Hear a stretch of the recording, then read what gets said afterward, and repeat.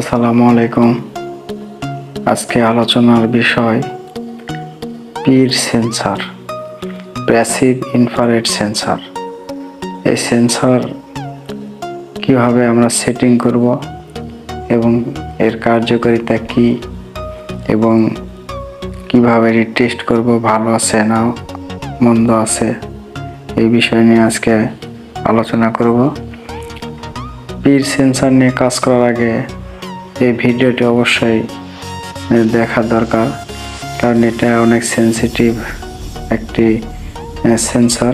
এটি সম্পর্কে ধারণা না থাকলে কাজ করতে গিয়ে অনেক ক্ষতির সম্ভাবনা হতে হবে।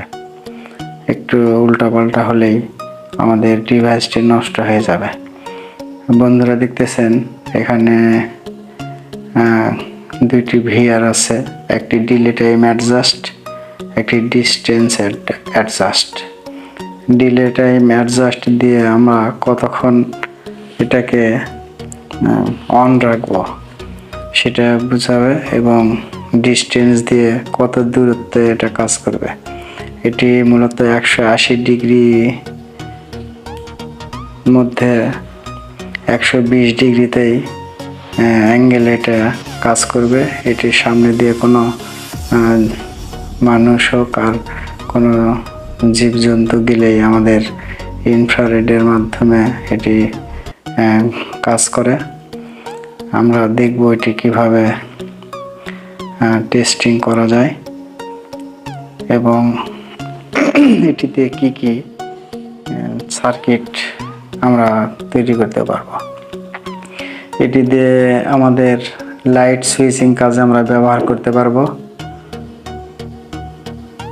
সাপোজ আমরা যদি সুইচিং হিসেবে ব্যবহার করি, হয়তো গেটের কাছে লাগিয়ে রাখলাম, ভিতরে প্রবেশ করলে অটোমেটিক লাইট জ্বলবে এবং এর ভিতরে যতক্ষণ অবস্থান করবে অটোমেটিক জ্বলতে থাকবে। আমরা যখন বের হয়ে আসব তখন এটি অটোমেটিক অফ হয়ে যাবে। এটি আমরা চোর ধরার কাজেও ব্যবহার করতে পারবো।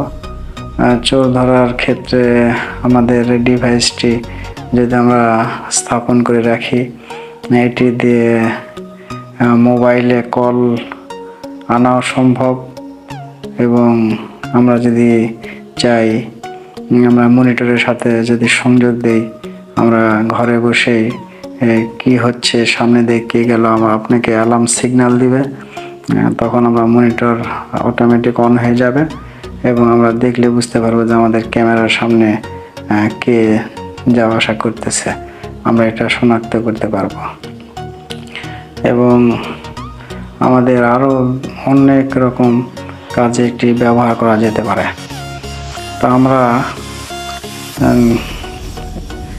এভাবে এখন দেখব কিভাবে এটি আমরা টেস্ট করতে পারবো। আমাদের সেন্সরে দেখতে পাবেন তিনটি সংযোগ আছে, পিন দেওয়া আছে। একটা হচ্ছে ভিসিসি, একটি আউট এবং একটি গেইন।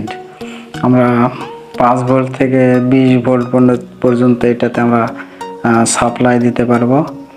আমরা যদি 5 ভোল্ট এর সাথে 5 ভোল্ট সংযোগ দিই এবং গেইনের সাথে সংযোগ দিই এবং আউট যে পিনটি আছে, আউট পিনটি আমরা একটি পিনের সাথে একটি এলইডি সংযোগ দেব। এলইডি সংযোগ দিব আউটপুটের সাথে এলইডির পজিটিভ এবং নেগেটিভের সাথে নেগেটিভ দেব। তাহলে আমাদের প্রাথমিক অবস্থায় 1 মিনিটের মতো এটা সিস্টেম রেডি হতে সময় লাগে।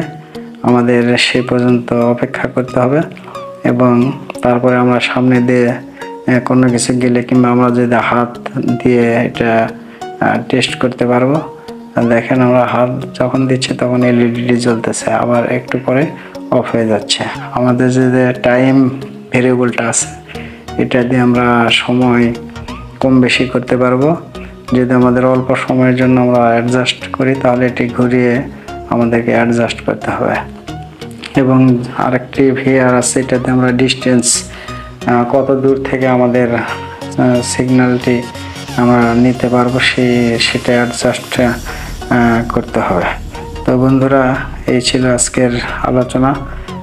যদি আপনারা কাজ করতে চান পির সেন্সর দিয়ে, তাহলে ভিডিওটি পুরোপুরি দেখলেন এবং সব কিছু জানলেন।